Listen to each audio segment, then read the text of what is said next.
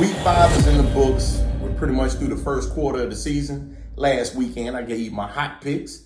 Let's talk about it. Where was I right and where was I wrong? Well, I was right about a few things. First one I gave you was the stay the hell away game. Philadelphia Eagles going into Carolina. I told you to stay the hell away. Vegas gave you that spread of Carolina -3, and they was just luring you in to take the Panthers because on paper you thought the Panthers were that great when I told you they were to be decided. They were to be decided. We didn't know how well they were, and I told you beginning of the season the offensive line wasn't worth a damn, right? And it was, the defense on paper looked good, but how good is their defense? Then they had to face a mobile quarterback in Jalen Hurts. Kudos to Jalen Hurts and them for coming back, winning that game. And I told you to stay the hell away because the spread was 3 and it was what it was. Philly ended up winning. They ended up covering the spread because they got 3, but I told you I wasn't sure. Vegas was trying to lure you, and you probably would have took Carolina, but I said stay the hell away. Just saying.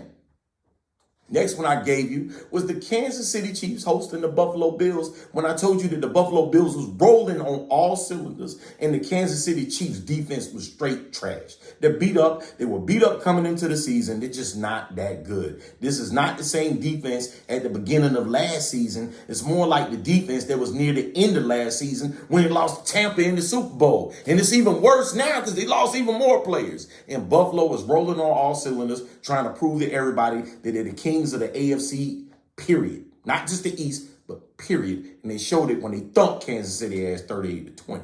Told y'all. Just saying.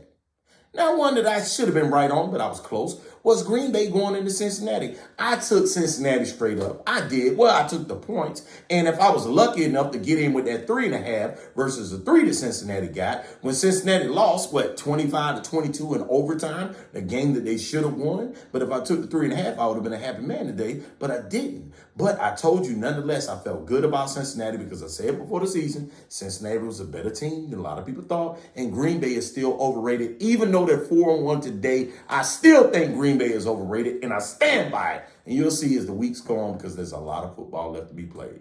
Now, what was I wrong? I was wrong about Denver and Pittsburgh. I thought Denver was going to put up a better showing, and I just wasn't sure about Pittsburgh. But what does Mike Tomlin do? Prove me wrong. He finally got some sense in his head because they were the most pass-happy team in all of the NFL the first 4 weeks. And he finally used that first-round running back that he drafted, Najee Harris, and he got 100 and some yards rushing, and they won the damn game. Go figure. He got some sense. And then the other one I was dead wrong about, Giants, Cowboys. I'm the one that told you to take the 7. Take the 7 with the Giants against the Cowboys. Even though I said the Cowboys would win the game, I thought that being a division game, they were going to play Dallas a little tougher. But guess what? The Giants truly is trash. And the Cowboys are a lot better than everybody else in their division, which says a lot. But I told y'all from the start, if Dak is back on track, the Cowboys could be all that in their division, respectively. And they are right now. They're controlling things in that division, and they probably will going here out. And you Cowboy fans, I know you want to pound your chest. It is what it is. But nonetheless, I was wrong about that pick. It's okay. Got a lot more football to pick. Just saying. Now, that game last night, Monday night, Indianapolis Colts, Baltimore Ravens. Who knew that Lamar Jackson could actually throw the ball, guys? You analysts out there, you talking heads that just said the man can run. The man showed you he can do it with his arm, and he did that. And now Indy led their whole game. But I know they're demoralized. They're probably just as demoralized as you Las Vegas Raider fans with your John Gruden whole fiasco. I know I didn't really want to talk about it, but it's evident. You got to. I mean, John Gruden, he did what he did, and now he's going. So how do you Vegas Raider fans feel about the rest of your season that was pretty much going in the tank anyway before you lost Sunday because your players just pretty much laid the egg and said, we're not playing for Gruden. It is what it is. The head wasn't in the game. Nobody's happier right now for John Gruden and Urban Meyer.